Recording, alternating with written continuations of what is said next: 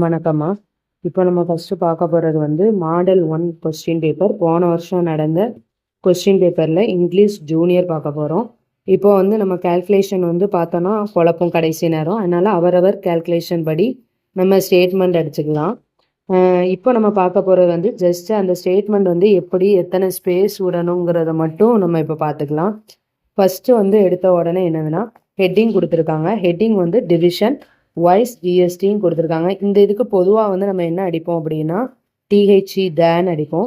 ஆனால் இந்த இடத்துல வந்து என்னென்னா அது வராது. ஏன்னா இதில் வாசிக்கும் போதே தெரியும் ஜிஎஸ்டி நான் ஜிஎஸ்டி கிடையாது. ஜிஎஸ்டிக்கு அப்புறம் ஒரு ஸ்பேஸ் விட்டுட்டு இந்த ஸ்லாஷ் கோடு போட்டுட்டு ஒரு ஸ்பேஸ் விட்டுட்டு நான் ஜிஎஸ்டி அடிச்சுக்கணும். ஒரே ஹெட்டிங்காக அடிக்கிறதா இருந்தாலும் அடிக்கலாம், இல்லை 2 ஹெட்டிங்காக அடிக்கிறதா இருந்தாலும் அடிச்சுக்கலாம். அதுக்கப்புறம் வந்து ஆல் கேப்ஸ் அப்படின்னா என்ன அர்த்தம், எல்லாமே கேப்ஸில் அடிக்கணும். அதுக்கப்புறம் வந்து யூசி அப்படின்னா அப்பர் கேஸை இந்த சைடில் உள்ளதுக்கு, அதாவது இங்கே உள்ள ரைட் சைடுக்கு ரைட் சைடும் லெஃப்ட் சைடுக்கு லெஃப்ட் சைடும் நம்மளுக்கு கொடுத்துருப்பாங்க. இப்போ அந்த டீக்கு கோடு போட்டு யூசினால அப்பர் கேஸ் கேபிட்டல் லெட்டர் அடிக்கணும். அதுக்கப்புறம் இந்த எம்முக்கு வந்து அப்பர் கேஸ் கேபிட்டல் லெட்டர் அடிக்கணும். அதுக்கப்புறம் வந்து நம்மளுக்கு டவுட் வர ஏரியா வந்து எதுனா இந்த இருக்கலாம் பிலோக்கு அப்புறம் இந்த கோடு இருக்கலாம். கோடுக்கு வந்து முன்ன ஒரு ஸ்பேஸ் பின்ன ஒரு ஸ்பேஸ் விட்டால் கடைசி வரை அப்படி அடிக்கணும். இல்லை முன்ன ஸ்பேஸ் பின்ன ஸ்பேஸ் விடலைன்னா கடைசி வரை அப்படி அடிக்கணும். ரெண்டுமே கரெக்டு தான். அதுக்கப்புறம் ஆர்எஸ் புள்ளிக்கு அப்புறம் ஒரு ஸ்பேஸ் விட்டு அடித்தாலும் கரெக்ட் தான், ஒரு ஸ்பேஸ் விடாமல் அடித்தாலும் கரெக்ட் தான். மோஸ்ட்லி ஆர்எஸ்க்கு அப்புறம் புள்ளி விட்டு ஒரு ஸ்பேஸ் விடுறது நல்லது. இது ஃபுல்லாக அப்படியே ஓரத்தில் இருந்தே நம்ம அடிச்சிடலாம். அதுக்கப்புறம் இந்த ஸ்டேட்மெண்ட்டில் நம்மளுக்கு குழப்புறது என்னது அப்படின்னா,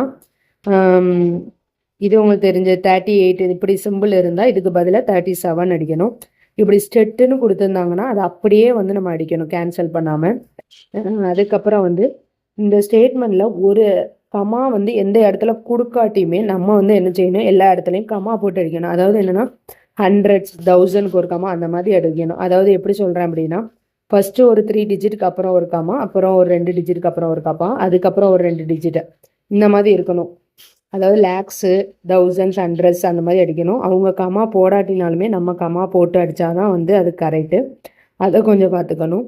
அதுக்கப்புறம் இப்படி ட்ரான்ஸ்னு கொடுத்தா இந்த இதில் உள்ளதை இந்த லைனில் அடிக்கணும், இந்த இதில் உள்ளது இந்த லைனில் அடிக்கணும். இதில் அவ்வளோதான் இருக்குது. மற்றபடி இதில் டிஃபிகல்ட்டியானது ஒன்றும் இல்லை. இதுக்குள்ளே ஆன்சர் வந்து இப்போ பார்ப்போம். இதுக்குள்ளே ஆன்சர் வந்து இந்த மாதிரி தான் அடிக்கணும் மேலே. அதாவது பாருங்கள், டிவிஷன் வைஸ் இதுக்கு முன்ன ஒரு ஸ்பேஸ் பின்ன ஒரு ஸ்பேஸ் வந்து நம்ம வந்து எதில் விடுவோம் அப்படின்னா கவர்மெண்ட் லெட்டரில் விடுவோம். மோஸ்ட்லி அது சப்பு ரெஃப்னு நடுவில் வரும் நம்மளுக்கு. அந்த இதில் தான் முன்ன ஒரு ஸ்பேஸ் பின்ன ஒரு ஸ்பேஸ் விடணும். மற்றபடி ஸ்பீடுக்கெல்லாம் விட வேண்டிய அவசியம் கிடையாது, விட்டாலும் தப்பு கிடையாது. அதனால் அது விட வேண்டாம். ஜிஎஸ்டிக்கு அப்புறம் ஒரு ஸ்பேஸ் விட்டு ஸ்லாஷ் போட்டு போட்டிருக்காங்க. ஒரே லைனில் அடிக்கனாலும் அடிக்கலாம், 2 லைனாக ஹெட்டிங் அடிக்கனாலும் அடிச்சுக்கலாம். அதுக்கப்புறம் வந்து மீதியெல்லாம் நம்ம சொன்ன மாதிரி அடிச்சிருக்காங்க. இந்த இடமும் அதே மாதிரி தான், ஒரு ஸ்பேஸ் முன்ன ஒரு ஸ்பேஸ் பின்ன ஒரு ஸ்பேஸ் விட்டால் கடைசி வரை அப்படி விடணும், விடலைன்னா விடாமல் அடிக்கணும்.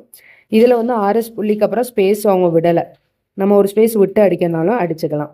கமா வந்து நம்ம தான் எல்லா இடமும் நம்ம தான் போடணும். அவங்க கொஸ்டினில் நம்மளுக்கு கமா போட்டிருக்க மாட்டாங்க, நம்ம தான் எல்லா இடத்துலையும் கமா போட்டு அடிக்கணும். அதை கொஞ்சம் கேர்ஃபுல்லாக நம்ம பார்த்துக்கணும்.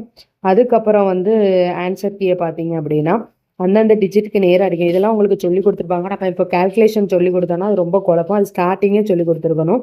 இப்போ கடைசி வீக் வந்து ஜஸ்ட் கொஸ்டின்ஸ் வந்து எப்படி நம்ம அட்டன் பண்ணணும் பாருங்கள். இது வந்து லாஸ்ட் இயர் கொஸ்டின்ஸ், அதனால நல்லா பார்த்துக்கோங்க. எந்த இதிலலாம் 2 டிக்கு விடணும் அப்படிங்கிறத பார்த்துக்கோங்க.